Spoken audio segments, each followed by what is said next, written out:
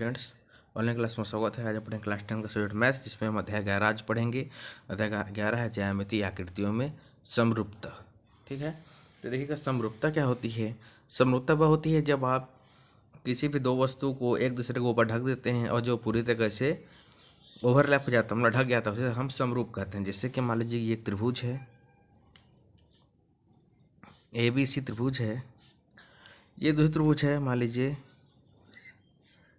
ये है X Y और Z। ये दो त्रिभुज है। जब हम इन दोनों त्रिभुजों को एक दूसरे को ढक देंगे, मतलब कि X और Z को उठा करके ABC के ऊपर में रख देंगे, और ये दोनों त्रिभुज जब एक दूसरे के ऊपर जब ओवरलैप हो जाएगा, एक दूसरे को ढक लेगा, तो हम कहेंगे कि ये दोनों त्रिभुज का है एक समरूप है। ठीक है, उसी प्रकार से देखिएगा, जैसे ये एक बॉक्स है ABC और D, ये दूसरा बॉक्स है, मान लीजिए इसको बोलते हैं PQR और S। इन दोनों को उठा करके एक दूसरे के ऊपर रखेंगे, देखिएगा ये बॉक्स बड़ा है, ये बॉक्स छोटा है, तो एक दूसरे को नहीं ढकेंगे, तो ये दोनों क्या समरूप नहीं है। तो किसी भी दो आकृतियों को जब एक दूसरे के ऊपर रखने से जब वो आपस में एक दूसरे को ढक लेते हैं, उसे क्या बोलते हैं, समरूप बोलते हैं। उसी को समरूपता कहते हैं। देखिएगा अब स्केल क्या होता है। स्केल क्या होता है, स्केल होता है कि हम जैसे कोई भी चीज़ को मानते हैं, जैसे कि मान लीजिए कि x बराबर क्या है, x बराबर मान लीजिए p है और p बराबर q है। तो हम x को क्या माने हैं, p माने हैं, तो x बराबर क्या हो गया, p हो गया है, और p बराबर q हो गया है। तो इस जो है तो q बराबर x हो सकता है, क्योंकि x बराबर क्या मान लिए हम, p मान लिए हैं, और p बराबर क्या है, q है। तो x बराबर क्या हो सकता है, q हो सकता है। तो x बराबर क्या लिख सकते हैं, q लिख सकते हैं। तो हम स्केल मान लिए हैं कि x के सभी मानों के लिए क्या हो जाएगा, p हो जाएगा। तो जहाँ पर x आएगा वहाँ पर हम p लिख देंगे। तो x बराबर p है, तो p बराबर क्या है, q है। तो क्या हो जाएगा, q x बराबर क्या हो जाएगा, q हो जाएगा।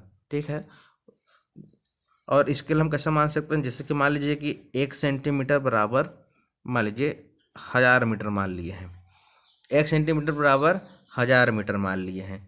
ठीक है, तो यहाँ पर क्या हो जाएगा, जैसे कि हम 10 सेंटीमीटर की बात करते हैं, 10 सेंटीमीटर में कितने मीटर होंगे, तो हमने स्केल मान लिया है 1 सेंटीमीटर बराबर 1000 मीटर। 10 सेंटीमीटर में क्या हो जाएगा, 10 गुणित 1000, तो कितना हो जाएगा आपका 10,000 का मीटर हो जाएगा। ठीक है, तो स्केल जो है हम कोई भी एक पैमाना मान लेते हैं, उस पैमाने को मान करके हम सवाल को हल करते हैं, इसको हम क्या बोलते हैं, स्केल बोलते हैं।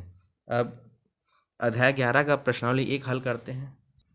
देखिएगा अध्याय 11 का प्रश्नावली 1 में सवाल दिया गया है, खेत के नक्शे को 1 सेंटीमीटर अनुपात 10 मीटर स्केल किया गया है। खेत में नक्शे में खेत का माप 3 सेंटीमीटर गुणित 4 सेंटीमीटर है। खेत का वास्तविक क्षेत्रफल वर्ग मीटर में ज्ञात कीजिए। देखिएगा स्केल दिया गया है 1 सेंटीमीटर अनुपात 10 मीटर, मतलब 1 सेंटीमीटर किसके बराबर है, 10 मीटर के बराबर है। स्केल मान लिए हैं। खेत का माप कितना है, 3 सेंटीमीटर गुणित 4 सेंटीमीटर, मतलब 3/4 का क्या है, खेत है हमारा। तो वास्तविक क्षेत्रफल हमको ज्ञात करना है। ठीक है, तो देखिए इसको किस प्रकार से बनाएंगे। ये है पैमाना क्या दिया गया है, 1 सेंटीमीटर बराबर कितना है, 10 मीटर। यहाँ पर क्या दिया गया है, स्केल दिया गया है, पैमाना दिया गया है। ठीक है, तो 1 सेंटीमीटर में 10 सेंटीमीटर, 3 सेंटीमीटर में कितना हो जाएगा, तो 3 सेंटीमीटर बराबर हो जाएगा 10 गुणित 3 बराबर 30 मीटर हो जाएगा। उसी पर 4 सेंटीमीटर में कितना हो जाएगा, 4 सेंटीमीटर बराबर 4 गुणित 10 बराबर कितना हो जाएगा, 40 मीटर हो जाएगा। ठीक है, तो 30 मीटर और 40 मीटर दिया गया है। तो हम क्या ज्ञात करना है, क्षेत्रफल ज्ञात करेंगे, इसका खेत का क्षेत्रफल। तो क्षेत्रफल बराबर कितना होता है, लंबाई गुणित क्या होता है, चौड़ाई होता है।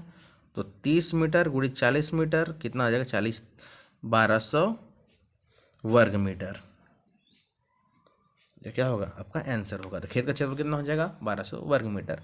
तो इसी प्रकार से इसके लेकर बनाते हैं। चलिए अगला क्वेश्चन ये है कि प्रश्न क्रमांक 2 है कि आपके पास 3600 वर्ग सेंटीमीटर का क्षेत्रफल के पेंटिंग है। 3600 वर्ग सेंटीमीटर, 3600 वर्ग सेंटीमीटर क्षेत्रफल की वर्गाकार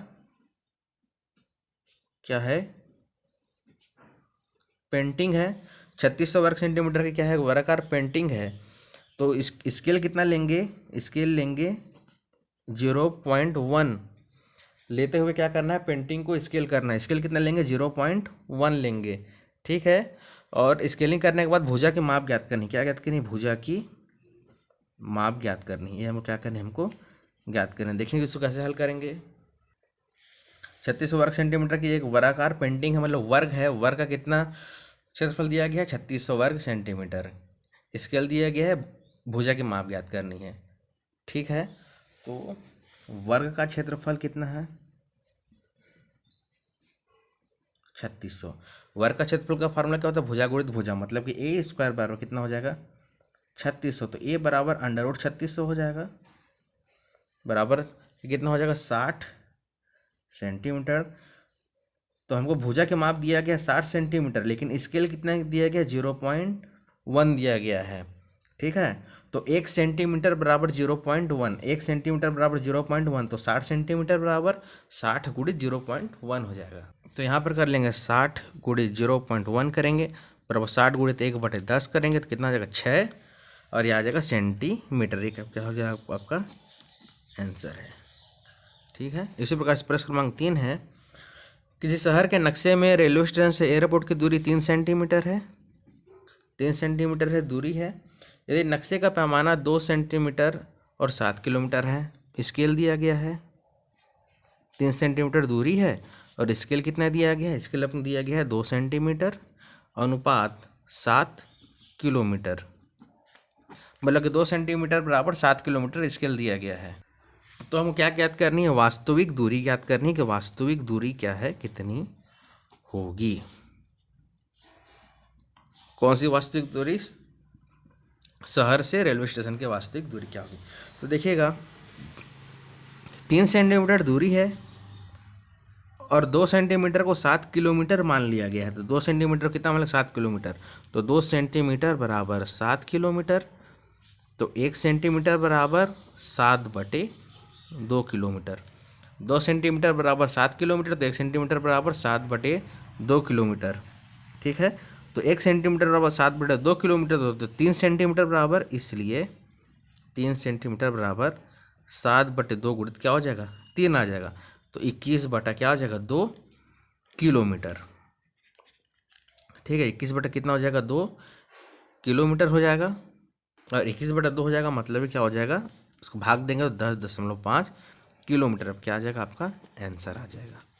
ठीक है, तो इसी प्रकार से आपको जो है प्रश्नावली 1 में 3 सवाल थे, तीनों सवाल को आपको बता दिया गया है, इसको अच्छे से प्रैक्टिस कीजिएगा। तो प्रश्नावली 1 में इतना ही प्रश्न, तो अगले वीडियो में देखेंगे, तब तक के लिए धन्यवाद।